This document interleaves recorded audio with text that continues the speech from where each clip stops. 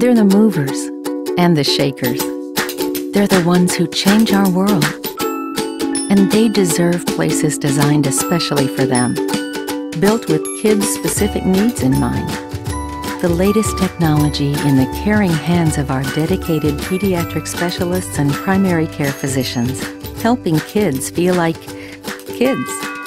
St. Tammany Parish Hospital, world-class health care for children close to home.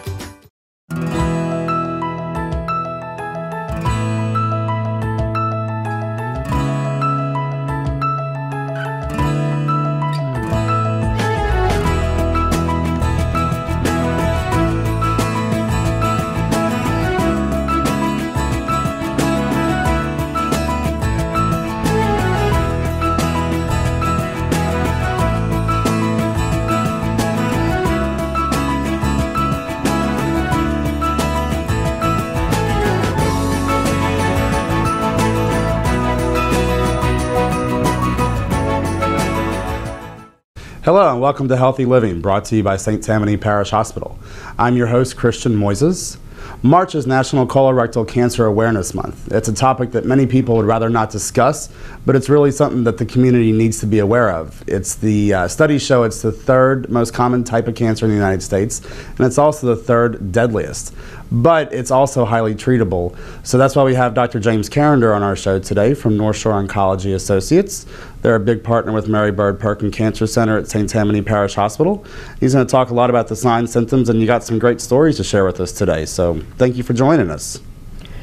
Well, you know, I think the point of this is that with colorectal cancer awareness is that it is the third most common cause of cancer mortality, both in men and women.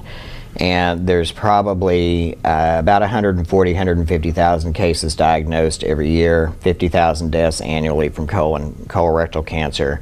Over the last 20 years, there's been a decline in both the incidence of colon cancer as well as the number of deaths from it. And I think that can be attributed to the fact that there's heightened awareness for screening, getting screening colonoscopies at the recommended age. For the average population, that's recommended age for a screening colonoscopy is 50. 90% of colon cancers are found in people over 50 or older. There are certain groups of people that are at higher risk that should get surveillance earlier. Certain genetic syndromes and what are called Lynch kindreds, those people should begin getting colonoscopic surveillance at around age 20 because there's a very strong predisposition and very high risk that those patients can get colon cancer. The benefit of getting the colonoscopies is that polyps can be discovered and removed. Some of these polyps are completely benign. Some of these polyps are precancerous.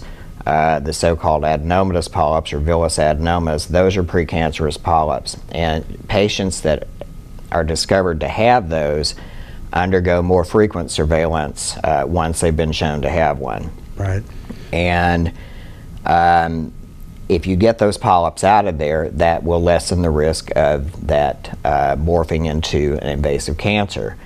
And then, of course, the other benefit is that if there is a cancer there, they can be discovered at an earlier stage. And you were saying earlier that it is a highly treatable. I want to say about 90%? Early stage colon cancers, you have about a 90% cure rate with surgery. We don't typically recommend any chemotherapy for patients with colon cancer unless they're at a stage 3. Now, there are a subset of patients with stage 2 colon cancer, about 15% of them, that if you look at the molecular markers on their particular tumor, those patients could benefit and actually would benefit from getting treated. But the majority of people with stage 2 colon cancer, and when I say stage 2, that is where there's no regional lymph nodes that have any tumor cells in them. When a patient undergoes surgery for colon cancer, the colon's resected, but at the same time the surgeon's going to harvest some regional lymph nodes, kind of analogous to a woman having breast surgery for a breast cancer, there's always a sentinel node that is sampled, or in some cases an axillary lymph node dissection, because lymph node positivity is a prognostic thing. And patients that have a positive lymph node, even one, that in the absence of any distant disease, and when I say distant disease, I mean tumor in the liver, lungs, anywhere distant from the colon, those patients, if you have a stage 3 colon cancer, there's a 50-50 shot that you're going to have a recurrence if you don't get what we call adjunctive chemotherapy, which is chemotherapy after the surgery's done. Okay. Now, you were talking earlier, again, colonoscopies are definitely something that people don't like to talk about, don't want to think about, probably don't want to get. You were talking about a patient, though, we don't have to mention his name, that kind of made you a believer in getting the colonoscopy and the regular screenings. You mind sharing that story with us? It's a gentleman, a healthy gentleman, no medical issues at all, who, when he turned 50, was referred for a screening colonoscopy by his primary care physician. At the time, he was having no symptoms, none of the usual symptoms that a lot of these patients have, as far as abdominal bloating, lower abdominal pain, bleeding, change in the stool caliber. He was having no symptoms. But he went and had a screening colonoscopy done, and a mass was discovered. And the biopsy came back positive for cancer, so he went to surgery. And they, of course, did the appropriate lymph node sampling, and he had a couple of lymph nodes that were positive. So this is a completely asymptomatic, healthy individual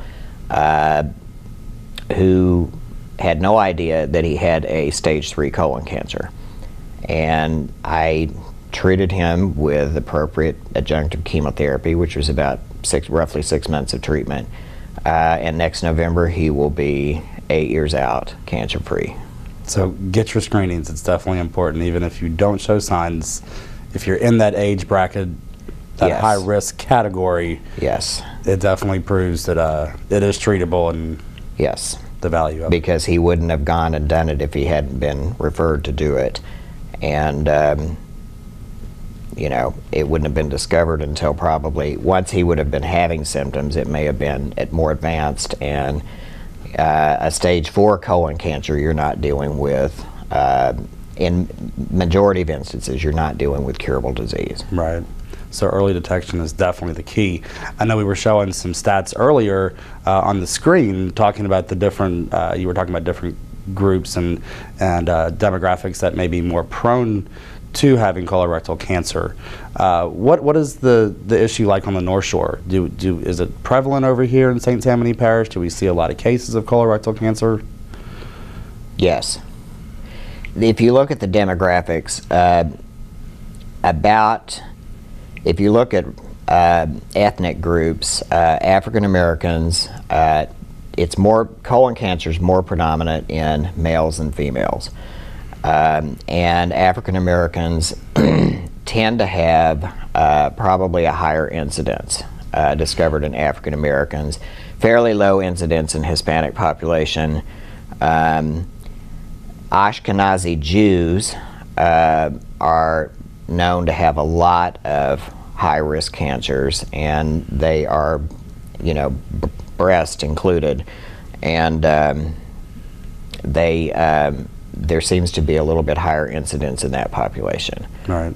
But no matter what your ethnic background is, get your screenings, get the early detection. That way it can be treated. Yes, and if you have any underlying risk factors, like I mentioned earlier, some of these genetic syndromes where people are at significant risk of getting colon cancer, again, the recommended screening is at an early age. Well, great. Dr. Carinder, I appreciate it. Thanks for sharing all that information with us. When we come back, we'll be talking with Charity Gay to talk about more of these screenings and some of the signs and symptoms that will let you know if you're at risk for colorectal cancer. After meticulous planning and loads of preparation, the instruments are ready. The lights are focused. Introducing the Covington Surgery Center, a state-of-the-art outpatient surgical facility right in your own backyard. St. Tammany Parish Hospital, world-class healthcare close to home. Hello and welcome back to Healthy Living. We're talking about National Colorectal Cancer Awareness Month. We just finished up with Dr. James Carinder, medical oncologist at Northlake Oncology Associates, and now we're joined by Charity Gay, early detection and education specialist at Mary Bird Perkins Cancer Center at St. Tammany Parish Hospital. Charity is out in the public a lot, raising awareness, not just for colorectal cancer, but for all types of cancer. So we're glad to have her here, and she's going to fill us in a lot about the screenings that we do and some of the signs and symptoms that people may or may not be aware of. So thanks for being here. Thank you for having me. I know one of the things that we were kind of hitting on, but not into detail, were the signs and symptoms of colorectal cancer. I know that you have some stats you'd like to share. Sure. Well, one of the most important things we like to tell the community when we're educating is early detection is the key. The earlier we can find a cancer, the more treatment options we have and the better outcomes that we'll have for the patient. So one of the things that we do in the community is screenings. We have been doing screenings in the community since 2002. We have 2 mobile medical clinics on the road that are fully equipped with 3 exam rooms that go out, and we screen for 5 different types of cancer. We screen for breast, colon, oral, prostate, and skin. Every time we're out, we have a physician with us. We also have a nurse navigator on board who can help the patient if there's an abnormal finding. We believe in early detection. It's our mission to get out there and find these things early. Many of the patients that we see out in the community are uninsured or underinsured, so may not have the means to get to a physician to do this. And we want to be that provider of choice for them to come out and have those screenings done. Right. And that was one of the things you talk about early detection. It's kind of like lung cancer, diabetes. You hear quit smoking. You can't say early detection enough. Right. And just to drive that home.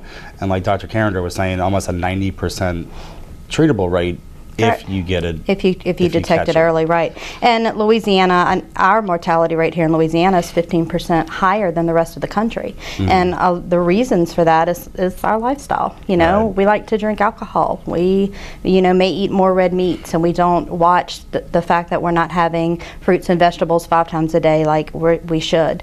It's also important to know your family history. I mean, Dr. Carinder, I'm sure, talked about genetics and the link with colon cancer. Colon cancer also has such a strong link with diet and nutrition. So we want to watch what we eat and be mindful of what we're putting into our bodies. Smokers have a higher risk of colon cancer, and those who are obese. Right. So those are the things that we tell the community to watch for. There's things that we can do. 2/3 of all cancers can be prevented if we just watch what we're doing, and we can control a lot of the outcomes. Right, and we're always, whether it's at your education sessions or on the St. Tammany Parish Hospital, Mary Bird Perkins websites, Facebook accounts, we're always putting out there information about how you can eat healthier, exercise, watch your diet, watch your lifestyle changes and whatnot. What are some of the questions that you get, because you're out in the community a lot and you're seeing these people, several times a week. What are some of the questions that you usually get from patients?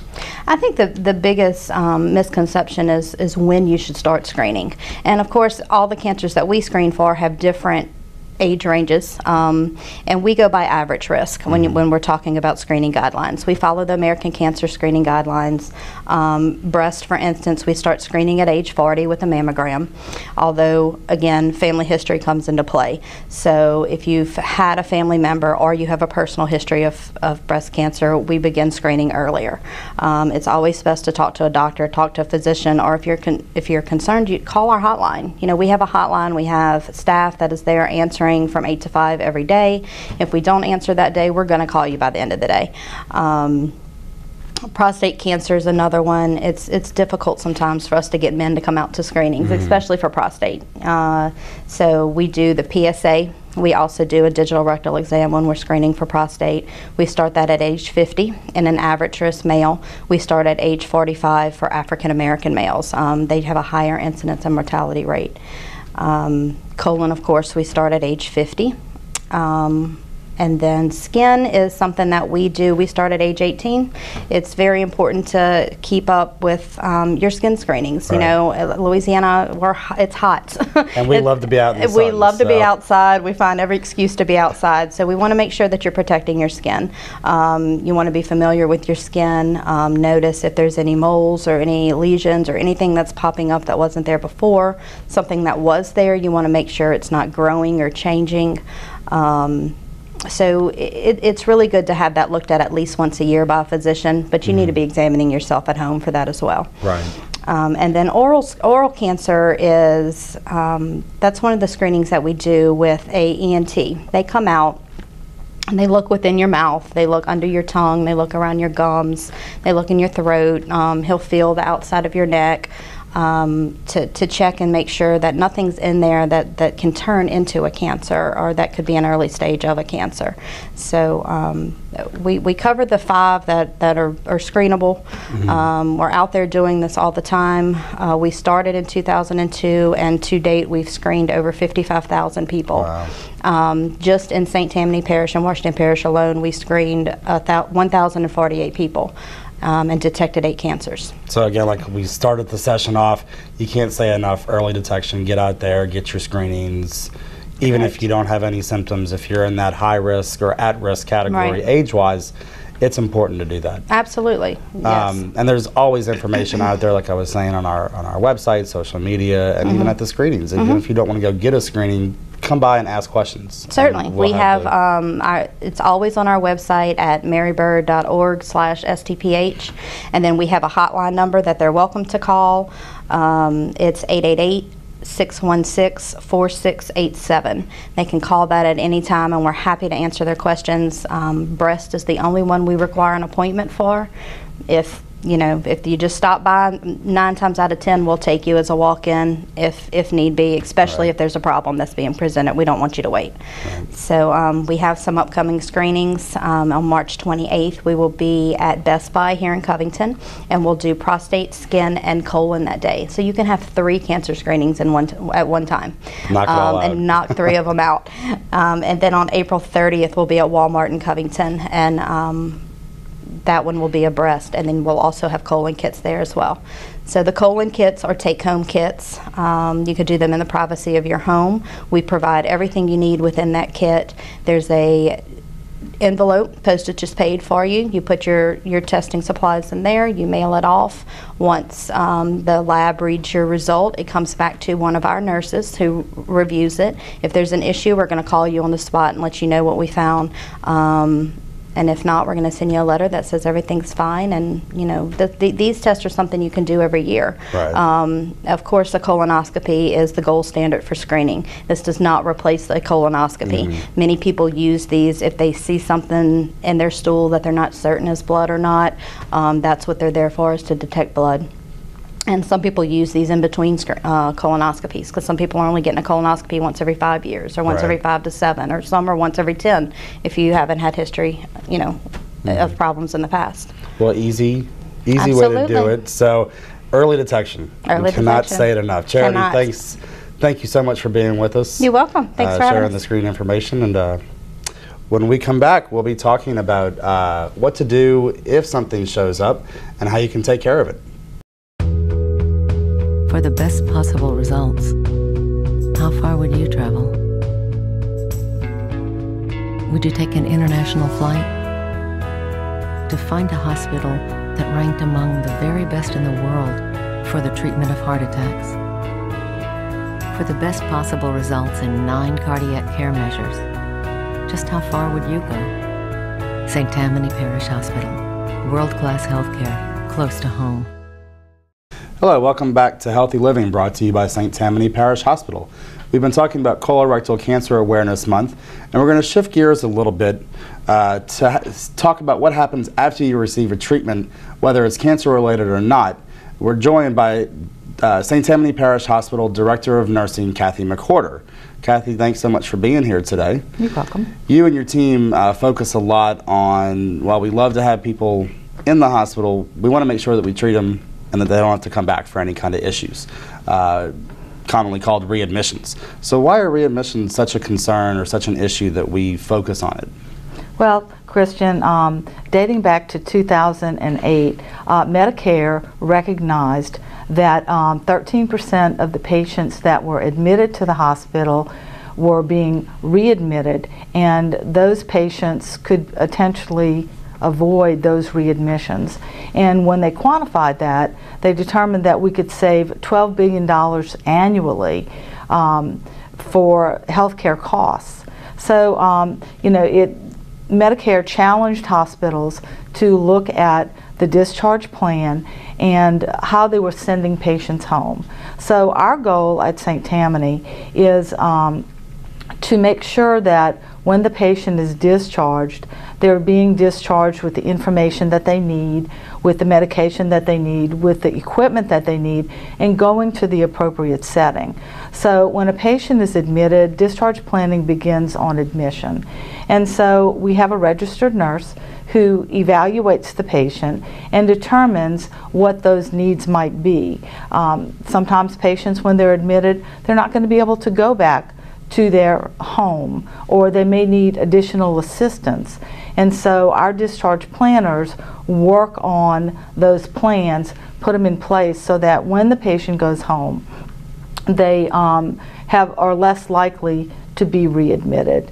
Some of the other interventions that we've put in place is we now make the physician follow-up visits for the patients within 7 to 10 days of the patient being discharged. What we found is that most of the patients that are readmitted within the first 2 weeks after they're discharged. So it's key for the patient to see their primary care provider just to determine how's the patient doing, are they on the right medications, do they need any other resources to make sure that they don't come back into the hospital. Right. And you know, St. Tammany Parish Hospital has done a lot to lower that readmission rate, but there's also stuff that the patient can do too that we were talking about before we started taping. Talk a little bit about what the patient can do on their end to make sure that they don't come back into the hospital.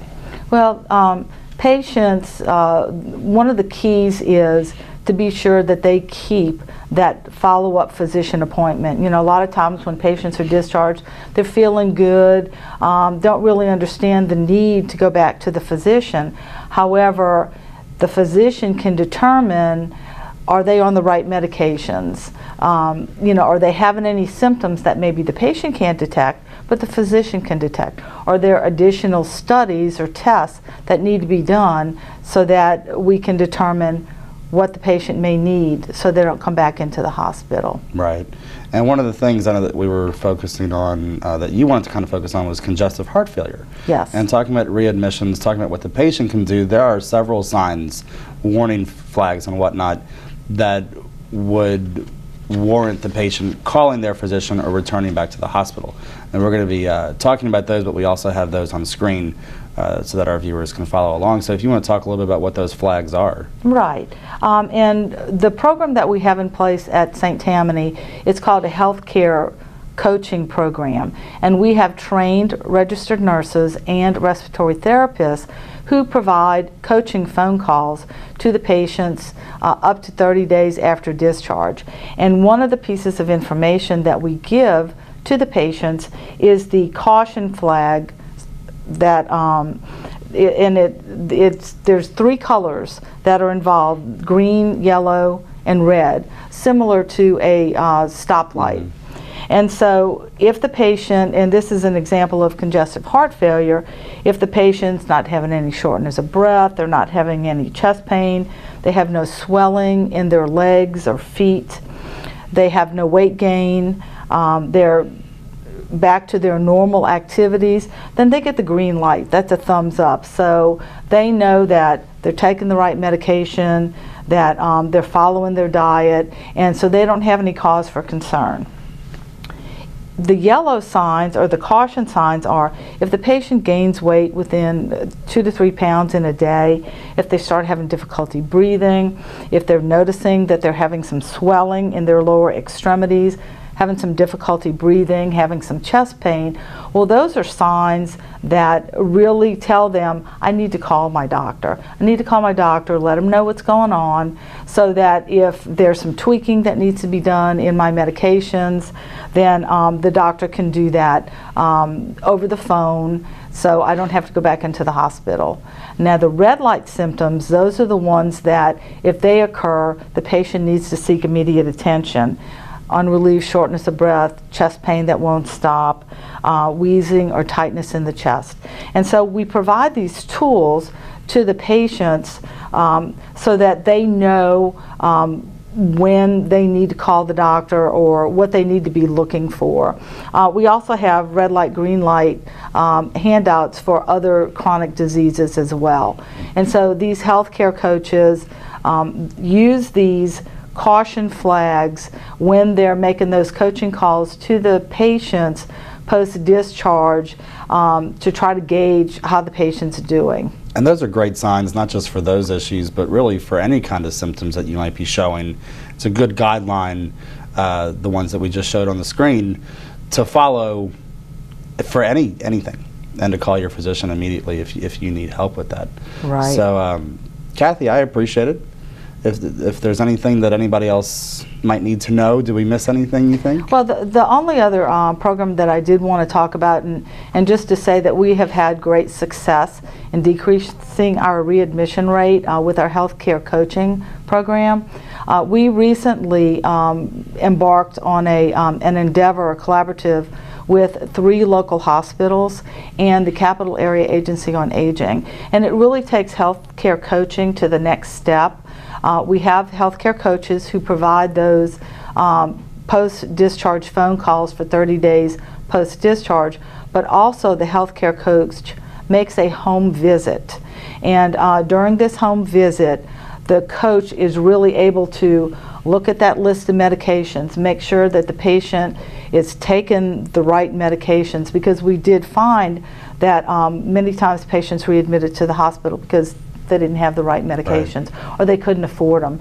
So this healthcare coach that goes into the hospital, into the home, is able to determine, does the patient need any other resources? Maybe they have transportation problems and can't get to the doctor, or they need help with meals, so they can hook them up with a Meals on Wheels program.